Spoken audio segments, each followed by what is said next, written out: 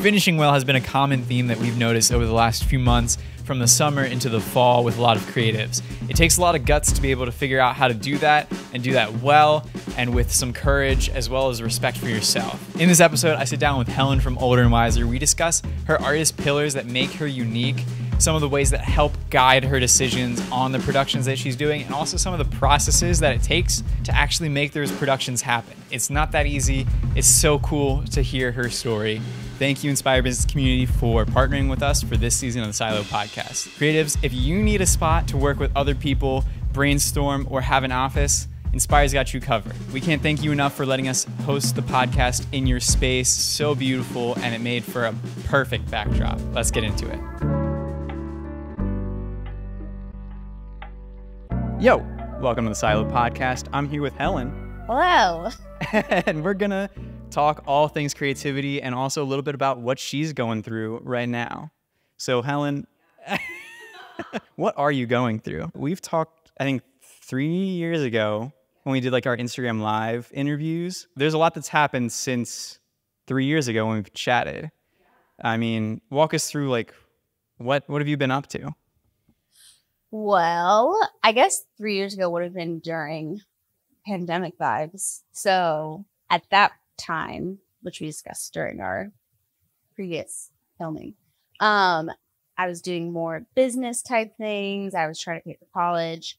And then as I kept progressing forward, I did more and more shoots. And then we kind of got into this sphere of education and programs for people because I had all these resources that I didn't know.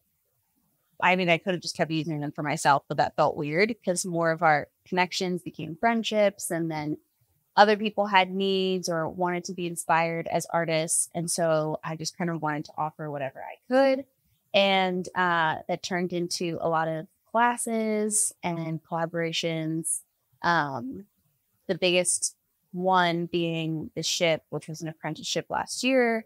We had like 25, 30 participants and then mentors in addition to that. And that was just a really cool experience for people to try their hand at production at a larger scale. And then, yeah, this year I like came out of the gate thinking we're going to do so many things. It's going to be crazy. We're going to have events and parties. I feel like Older and Wiser knows how to throw a party, but Facts. We had like a ton of parties and events and panel discussions and different things like that. Equinox. But then as this year kept going, I just realized that I was ready to kind of transition into something less intense. So it's like a really short synopsis. Yeah, I mean, I remember last year when you like were dipping into education. Like that was such a cool shift from like where you were of like shoots are my center. I want clients as well. Yeah. Hey, but now I'm bringing in this new aspect from the experience I've had. Yeah. Like, was that the reason why you switched or, pivoted, if you will, in the 2020 term, pivot? Right. Yeah, it was definitely, it went from super singular to just, I feel like I'm going to use the word community so many times and it's going to get annoying. But that's basically what it went from, was just singular to more community facing. And I think that came from a natural desire that was there from the beginning to everything that I did with Older and Wiser was because I wanted to create and I didn't really know how to do that. And so I just decided to try. And anything that I had as an idea, I just did. So that was like publish a magazine, host an event, find some way to teach classes, open a studio, have art shows, like anything that came to mind, I was just like, let's do it. And the pattern that I noticed recently was that I'm really bad at doing things more than once. That was kind of what helped me realize I was ready to transition out of it, was because I did so many things and it kind of got to the point where I was like, there isn't really anything else that I would love to try for the first time. And the thought of doing something for a second time was just kind of like, I can't. Like, I now know how much work it takes to do that thing, and I don't want to do it again. But like the first time you just jump in, you're like, I have no idea what I'm doing. This is so exciting. This is thrilling. This is so much more work than I thought it was going to be. But the high is going to be the payoff. And the high is always the payoff. But then once you have the knowledge of how much work it takes to do it again, it's like, nah, I don't have it in me. Yeah, sure, you can be like, automate some things or be more efficient with others, but there's still like, it may take even longer because you want to add something new or correct a mistake from the first time. Yeah. And I think I also was wrestling. I mean, anytime that Older and Wiser was like bursting at the seams with ideas is actually some of the hardest times in my life because I was definitely using work as a coping mechanism. So if Older and Wiser was thriving, I was not, because I was just like, I'll just put all of my effort into this and this will make me feel better. But I think I also was wrestling a lot with what it means to be an artist, what it means to be an entrepreneur, what it means to be a creative director, because throughout that whole journey, I really struggled to identify myself. And I would listen to what other people were saying and I would kind of try on that title, see if I liked it, try on a different title. And the two that stuck the most were creative director and artist, because those are technically what I am doing. For a while, entrepreneur was also one of them, because of the client work and all of that. But I realized that I didn't want to work for myself because it is much harder than you think. And I think every artist has to go on that journey and figure out if it's for them or not, because you can hear all the advice, but until you try it and feel it out for yourself, you're just not going to know. And even doing events by yourself, it's like, yeah, I can be the one that is coming up with the idea and executing it like immediately. And there's freedom of just being able to just do what I want to. Yeah. But that also expends so much more energy than either having a team or working for someone else. Yeah. And quite frankly, it's just not sustainable. So like, I think that's where the piece of entrepreneurship comes in, is to be an entrepreneur, you do have to be innovative and mindful of how to create systems that will sustain. Because if you are going to be the one leading the charge, you have to be able to not always be focusing on how everything is doing like all at once. You have to have the ideas and push forward, and that means you have to have good systems behind you. And I am capable of that in sprints, but I am not capable of it in long races. But if we're talking about sprints, and we're talking about sprints, baby. Oh, yeah. There's so many times where I have like a creative sprint, and it happened this week where I was just like, I'm going to stay up until 2 a.m. I just need to get this stuff done. There's been 7 DMs waiting for me, like 18 texts. I'm not going to answer them all week. But when the sprint happens, that is when I'm coming for you. I'm coming for you. That is when you will get a thank you email from me that you've been waiting for months, right? Or haven't been waiting for at all. But I'm like, here's my gratefulness. Get it out of the way. Yeah, I love you. Yeah. So I think it's really important to be mindful of that in the decisions that you're making, and it also is important as a creative to give yourself the space to have experience to then base your decisions off of. But at some point, you do have to make decisions about like, can I do this? Can I not do this? Should I be doing this? Should I not be doing this? And then actually move forward instead of being wrapped up in the emotions of like, I don't know, I have all this dream, I've always seen I want to do, and then you never do anything. And then you end up, 10 years down the line being super tired of going out and like not making any money as an artist because, well, but at some point, well, we go. So, yeah, there's a way to do that without losing, There's like, if you find a stride of like your bread and butter, so like maybe it's a podcast for Silo or something like that, where you can find, hey, that pays the bills, blah, blah, blah, but I need to be fulfilled creatively. I will do other things. It sounds like for you, it was a constant change, so you were never able to find your bread and butter potentially, other than events, which you've been killing it at, and anyone will say that. But like, that was your bread and butter, but it's time to find something that maybe fulfills you as a person rather than fulfilling the community and then having the community fulfill you during that time. Yeah, and I think also too, like, doing all of those things at the time I was doing them, they did feel like bread and butter for that season, you know? And like when I was doing client work and I was getting paid for it, it was really cool. Like that was an extra source of income. But yeah, I think just being aware of, for instance, like you do a lot of videography and photography, and you've put a lot of systems in place that make it sustainable and manageable. You know, that requires a different part of your brain than just the creativity. So that's why I know there are people out there who are way better at this than me, who are like, I don't want to give up this thing that I love so much, so I'm going to figure it out. And it just so happened that because I created the portfolio that I did with Older and Wiser, I was able to get a job for a nonprofit that I really, really love. And I don't have to create sustainability for my work. I can actually just do it because I love it. And to me, yeah.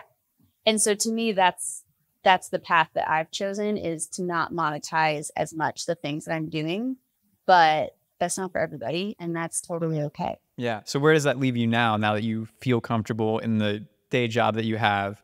Like, I know we've talked in private, but like, what does Older and Wiser look like now that you're approaching your 4th year? Yeah.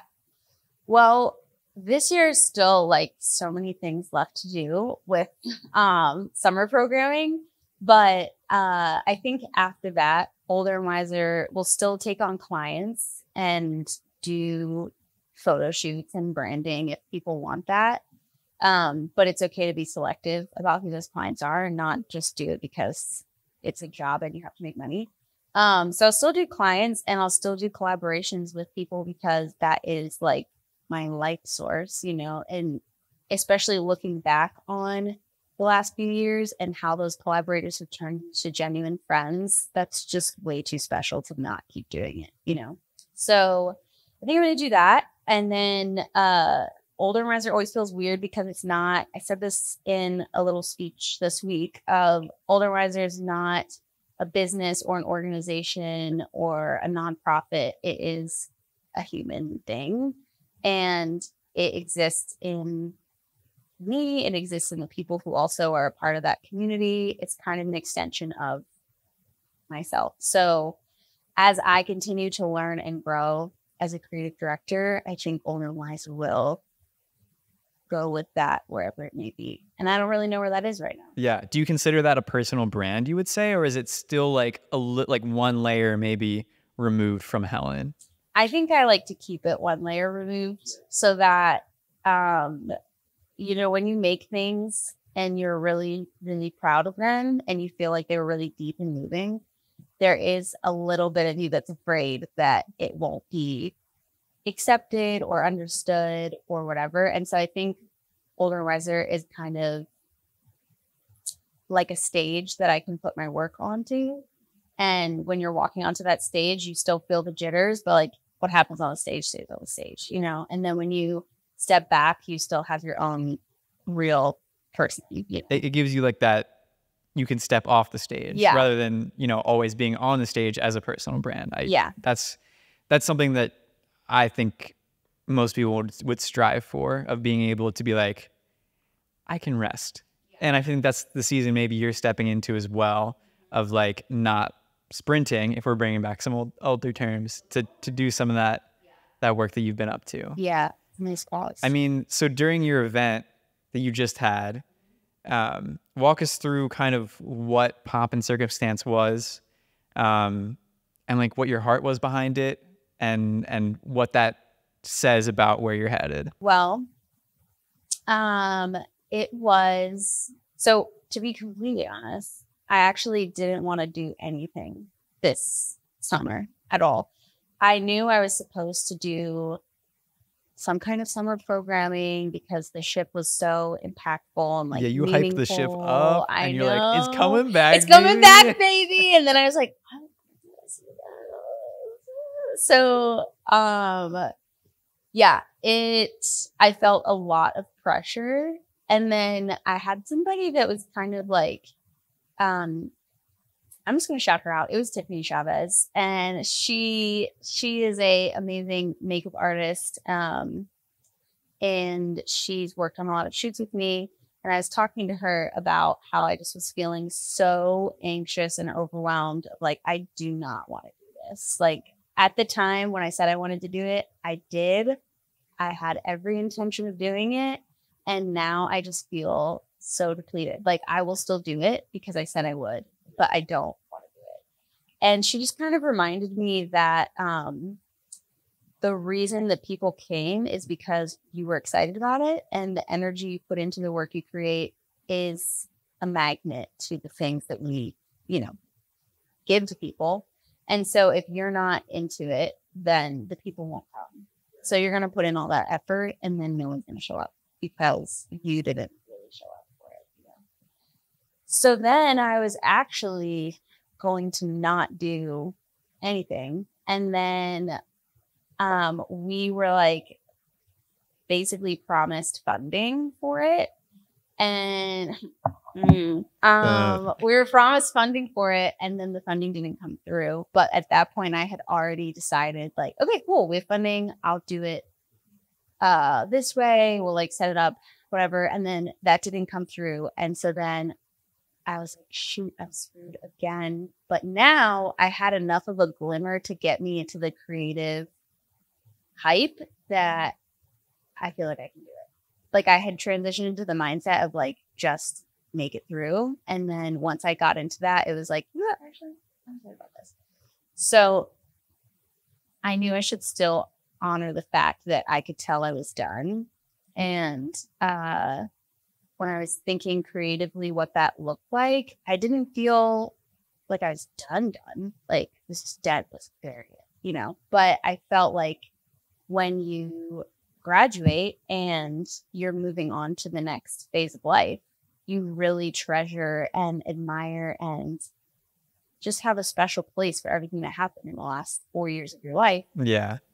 You got to honor that. Yeah. And you celebrate that. And then you move into the next thing, not knowing what it is, hoping that it's something worthwhile. And some of the people that you just graduated with are probably going to be there with you in that season, So that's where the idea for Pomp and Circumstance, which, in case anybody doesn't know, that is the title of the graduation song. Yeah, good clarification. Yeah, it is like that. That's Pomp and Circumstance. So Pomp and Circumstance, and then Thesis is basically a smaller version of the ship. And it's kind of the play on the idea of a final project. And then Commencement is the final art show. So Commencement is usually like the start of something new, but it's also, we think of it in commencement speech terms. So that's where the graduation theme came from. Which is perfect. The best 3 titles for events ever. I literally said to someone, I was like, I think I could start a cult just because of the way that I can come up with these names for things and just like get the buy-in. Perfect and like poignant to everything. Yeah. Yeah. So let's actually rewind real quick. Can you explain to me why you're maybe moving out of this? Did we touch on this earlier? Like, what did you burn out? Did you realize that the job was something you wanted to focus more on? I tried a lot of things, and it's not that I like got tired of trying new things, but when I look back on how much I did, it makes sense that I would be tired, because a lot of the time I was doing that while I was still in school before I dropped out. And every project was just followed by the next thing. Like, every month, there was never a month where I wasn't doing something. So, I mean, back then it was college, job, and Older and Wiser. Yeah. Right? Yeah. And now it's job, Older and Wiser, which you picked up even more hours at your normal job. Yeah. And probably picked up more hours at Older and Wiser. Yeah. And also, it's expensive to do most of the things that I have ideas for, because I want them to be cool, like for myself, not even for anybody else. So like, I want this to be this, I want this to, whatever. And so they often are expensive. And I don't know if people think that I make a lot of money off Older and Wiser. I make $0 off of Older and Wiser now that I don't have clients. So it's really expensive. And it was also just a practicality choice of when I started, I was 20 years old and I lived in my mom's house. And now I'm 25 and I live on my own, and I am going through transitional seasons that people go through when they're 25. You get bills, you get things, and it's just not, it's not practical to keep the expenses of older and wiser projects, the amount of time and energy it takes to create those things, while I also have a job that's very similar in circles. And then, yeah, I was just like, I feel like I did enough for right now.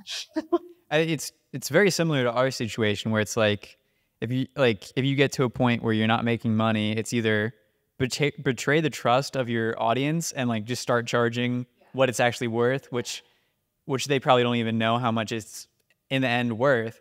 And you're just like, hey, $75, you got it? You don't? Okay, you're not coming. Which sucks, because we both built audiences that like just appreciate us, you know? It's not something you want to do where you're just like, and now I want to make money off of you. Yeah. And I think that was a big part of it too, was I wasn't willing to register Older and Wiser as a business. Partially also the admin side is enough for me to be like, yeah, I'm not into it. And the more people you involve, the more like what you're saying about people not knowing how much it's worth. Part of that is just because of the amount of hours. If you factor in like a very low hourly rate, your event already is going to be like $100 per person just because of the amount of time, you know? But yeah, I honestly just lost my train of thought when we were talking about that. Practicality. What would you say, if we're going to dive into it, what is like an hourly rate you would say your like work is actually worth? What it's actually worth? I'm just going to like, yeah, we can cut this out, but I'm genuinely curious. And if we want to get deep. It depends on the project. Sure. So like if I was doing client work, my hourly rate for clients should be at least $50 an hour. And part of that is maybe because I also don't have any other staff. So I am doing everything, but that is technically for client work, how much it should be. Do clients have a comprehension always of how many hours goes in the project? No. That's creative work in general. Yeah. It's just like, oh yeah. I don't even know. Sometimes I break it down and I'm like, oh my God, I'm losing so much fun. I mean, you can't just make that on Canva real quick and give it to me next week? Yeah. So there's that. For events and projects, I honestly couldn't really tell you, because I don't really know what people in that field make or what they charge. But based on how much time I have available, it would be pretty close to the same rate for like right a project. And it's different if you're passionate. Like you might come at a loss for something that really matters to you, as either you're building or you're just invested in it as a whole. I mean, pricing yourself is always going to be difficult because it depends on, first of all, how honest you are with yourself. And then if you even know how much your life costs, you know, like, do you have insurance? Do you have rent? Do you have groceries? Do you have Spotify, Netflix? Cost of doing business is a real thing. And that's what I see of like when someone is just starting in photography. I'm in like these photography like Facebook groups and stuff. It's like, what should I be charging for this family event? And everyone's just like, what is your COBD? Cost of DB, cost of doing business. And they're like, oh, I have no idea. And they're like, start there. Start there. Yeah. And you want to take this full time. Yeah. And everything that I said was just like your cost of living. Not even like, because yeah, for Older and Wiser, I think usually it's about like $100 a month, $125 a month. And that's just to keep my website, my storage, and like my communication open. Right. And I'm not even doing business. I'm just paying that out of pocket to like essentially keep a brand. I am terrible at like preparing speeches. I will almost always write them the day before. I did the graduation speech at the school that I went to for a short time, and the day before, I just can't. I need the pressure to create. Hey, that's fine. But yeah, I rewrote it a couple times because I just wasn't sure what I should talk about.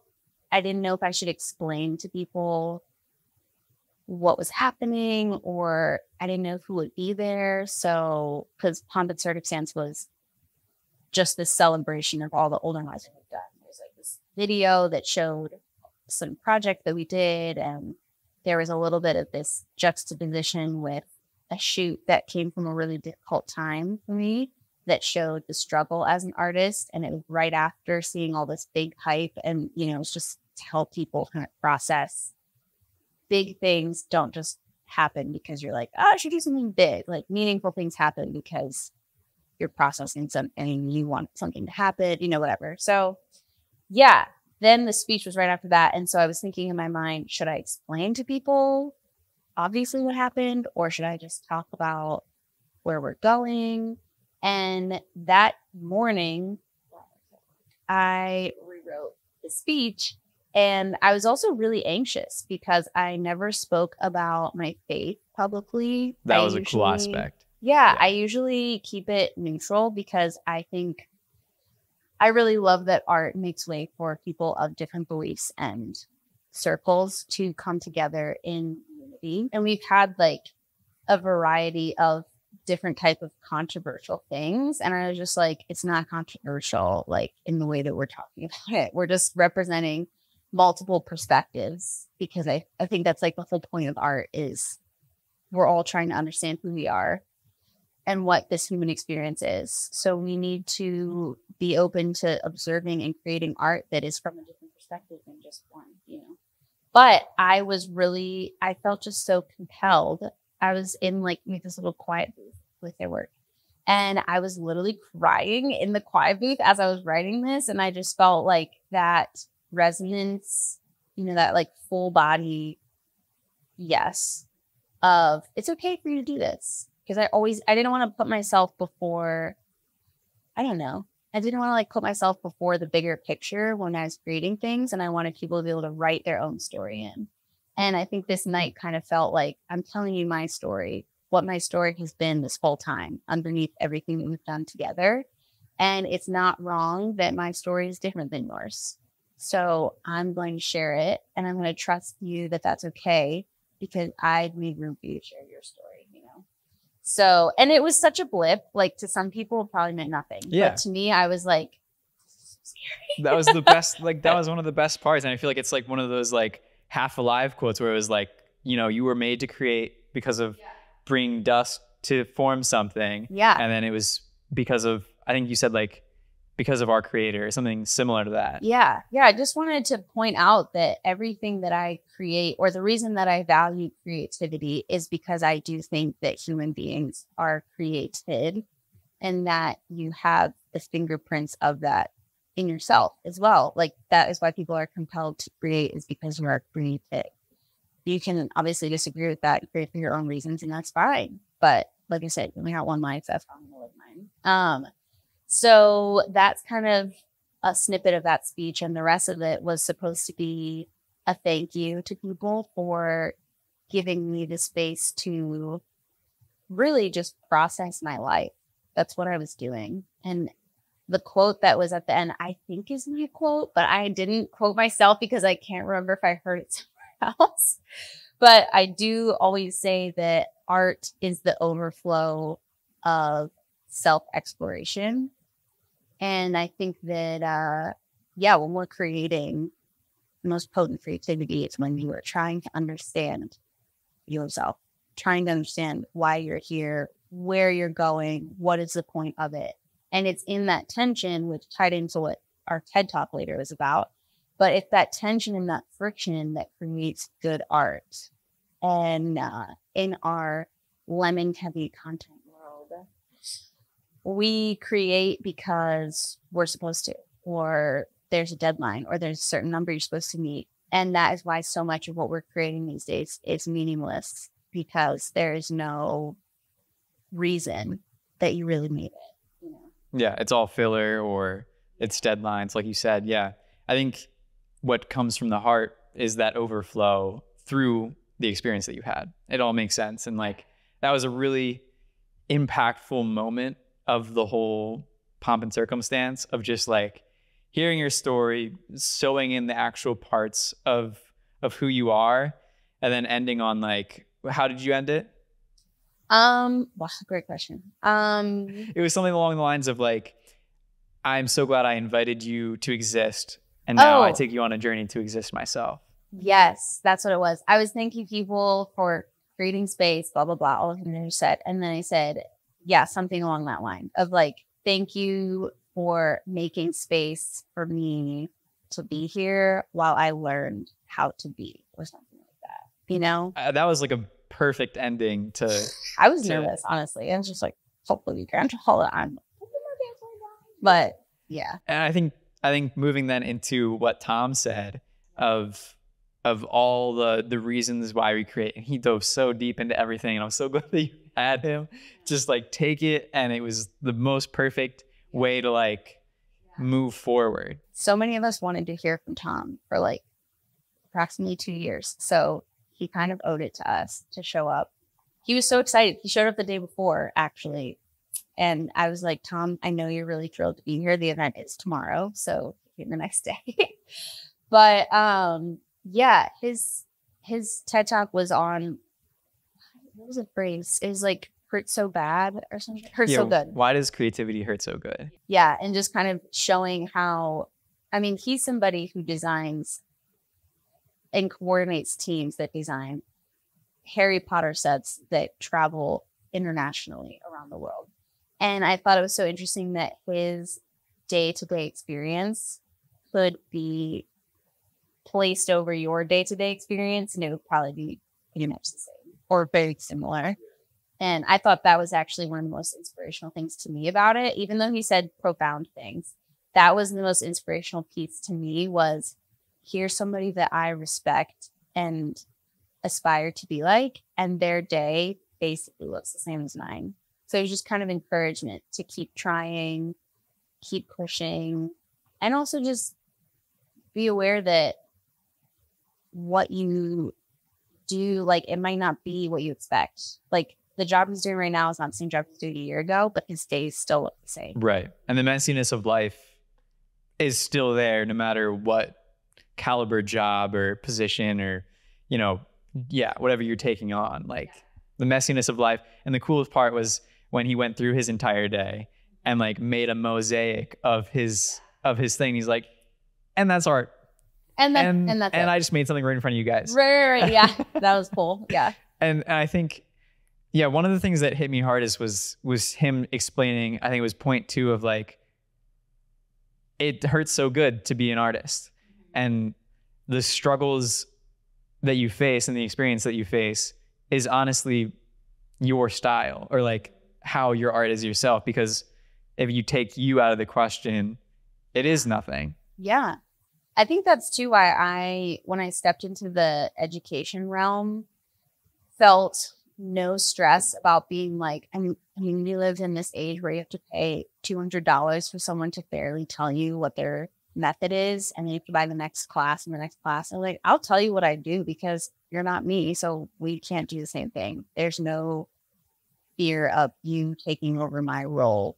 You're going to do your own thing. There's like a structure to it, but without that human plug, it doesn't mean anything. You need to be yourself in your art. Yeah, which is so interesting too. And like the AI development that we're now in, it's like, I think we'll see that more and more, is we've been adapting to be more for the digital realm. We've been adapting, I think, by losing our humanness and producing and creating like just meaningless content for what the algorithm says, whatever. And now the AI is here and fully public to just take over a million jobs that we normally would do.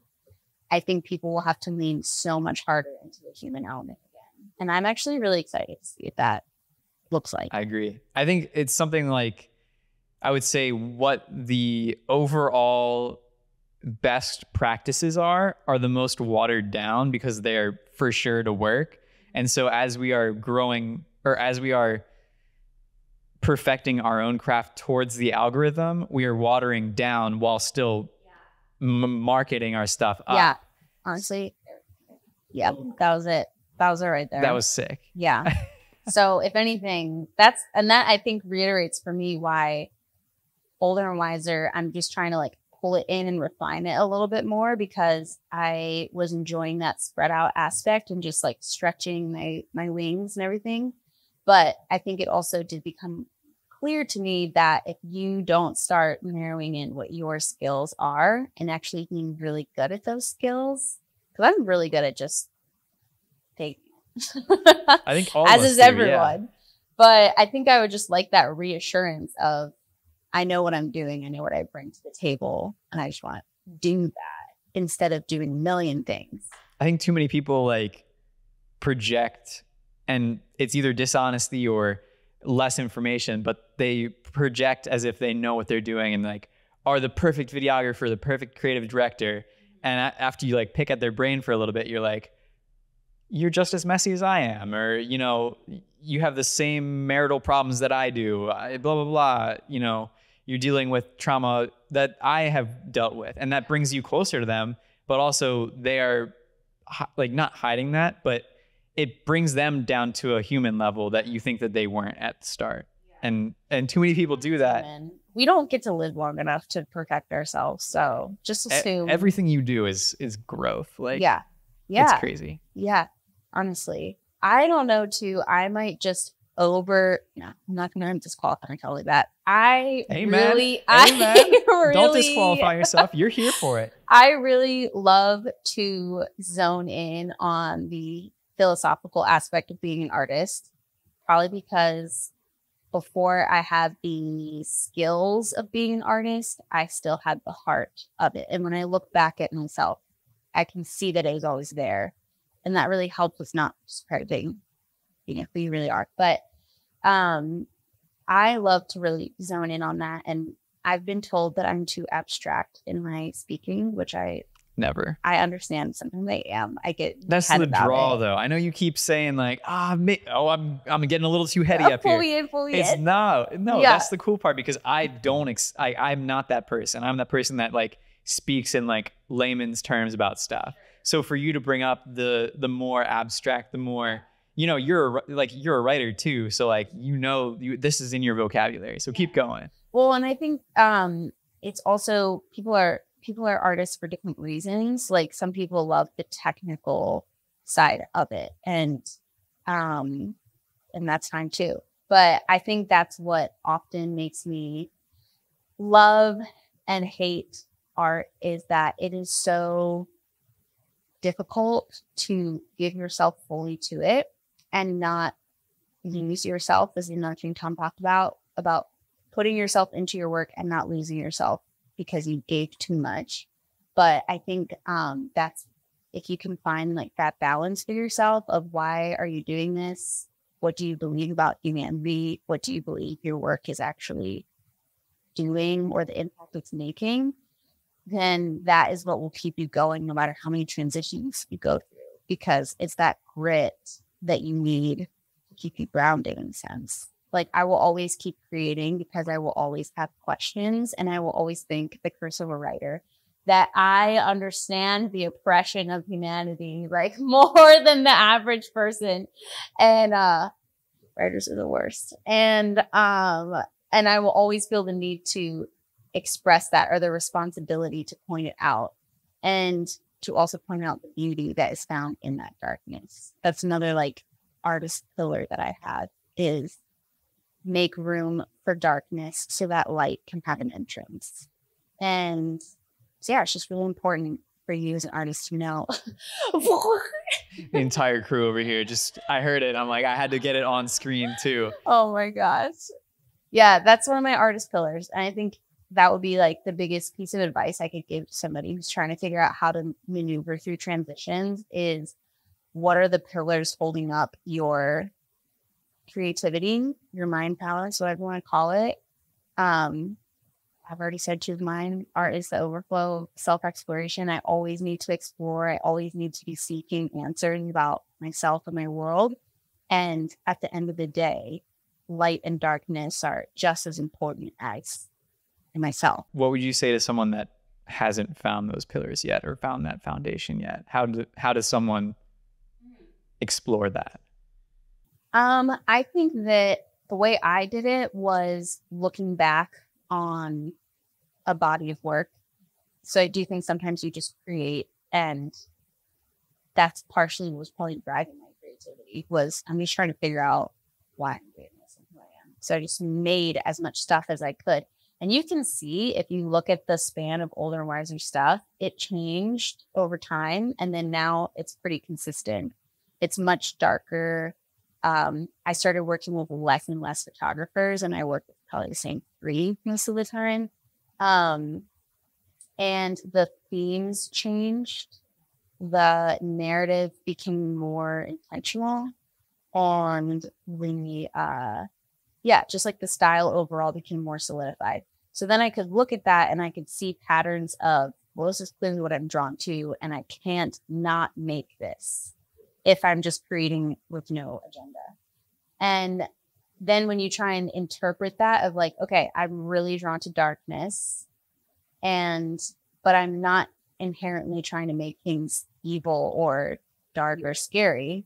So why am I creating so much darkness? My narrative always seemed to end in hope, which is another artist pillar, always end in hope for me. And when I thought through that more, like, instead of just, this is literally what I'm doing, when I thought more metaphorically, why am I doing this? It made sense because I grew up in an environment that felt very inescapably dark. And when I finally was able to leave that, I always told myself, like, I'm never going back. I will never let that happen to me. I will never be in this traumatic, like, situation again. And then I realized that life is actually just really hard, and you don't always have control over those things. And the thing you do have control over is your response and the way that you carry those things. And that's why it's in my work is I will always end in hope, because that's the only way you survive. And I will accept darkness, because with darkness comes light.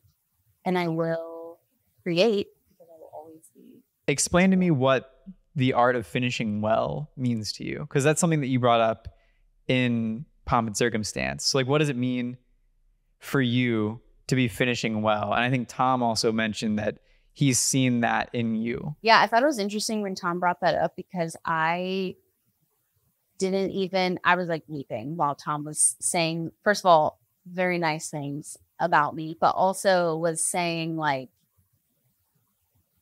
was affirming. You recognize that it's time to finish something, maybe not the whole thing, but to finish something and to finish it well. And I think I subconsciously was creating this experience to help myself reach that point. I don't think that when I was making all the Pomp and Circumstance stuff happen, that I was like, all right, we're going to finish so strong. I was just like, whatever, we just have to make it through. This is what we're doing. We'll figure it out as we go. And I'm very comfortable staying open to that communication. I do think there's a conversation you have with yourself while you're creating, if you're willing to listen.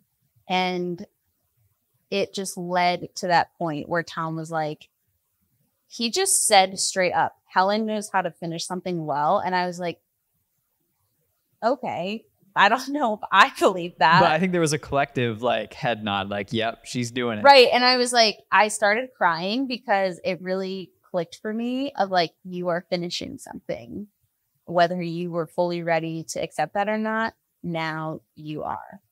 And so I think sometimes finishing well is just like everything we've been talking about, acknowledging the shifting. And you can view it as a transition. You don't have to view it as like everything. But if in that transition you can sense that there is an ending to something, it's not even that you have to make this abrupt, like, all right, it's happening. It can be more of this open dialogue of, I'm finishing. What does that really mean? How do I honor that? Do I see this clearly, or is it still muddy? Maybe I should redirect, whatever. But yeah, I think, again, I'm always going to make it way to like up here. To me, finishing well means accepting that something is over and you have to make way for whatever's new. And you don't have to have the answers about what that is before you start properly dailying something. Right. You don't have to have the future answer, the security of the future before letting go of something that you've had. Yeah, I think that's pretty much it, is like for me, everything starts with the mindset. And if you reverse it and you just try and do like action, and then try and catch up, like, I mean, that works, I guess. But for me, I always need like these big swells of like, something's happening. We're going to be okay. Okay. I'm definitely like a self-soother. I'm always like, you're okay. You're okay. Everything's fine. We're going to make it. And then in that process, just being open to yourself changing and your ideas changing. And that was the biggest thing I feel like that I tried to emphasize in the speech as well. It's like change will always be here. I think a lot of times too, I think what I see when I see you make these transitions or have a big decision to make is that you're always asking others too. Like Tiffany was the one that helped figure out what is going to happen this summer. Did you explain this to anyone and have their input either help soothe you or confirm what you were thinking? Yeah, I did actually. I am way too much of a verbal processor, if you can tell. And so I do that with, even when I'm starting something too. I will just like talk about it a lot. You know, there's different views on that, but I will just talk about things a lot so that I can hear how I'm involuntarily talking about it. I'll just start like saying whatever comes to mind, and then I'll listen to what I'm saying. And oftentimes that reveals to me how I really feel about something. But yeah, conversations with people who have no idea. I do love to hear a variety of perspectives. Something that someone told me though, that's really stuck with me is you can ask as many people as you want, but at the end of the day, you're going to make the decision you think you should make. I am actually really excited for where Old and Wiser is going, because it's going to, I think I'm just excited by the newness, which makes sense because anytime I did something before, it was new. It's the first time. So I can feel that same excitement. I'm really excited to also learn and have time to learn because I'm not outputting. I've been saying probably for a year that I've been outputting on fumes.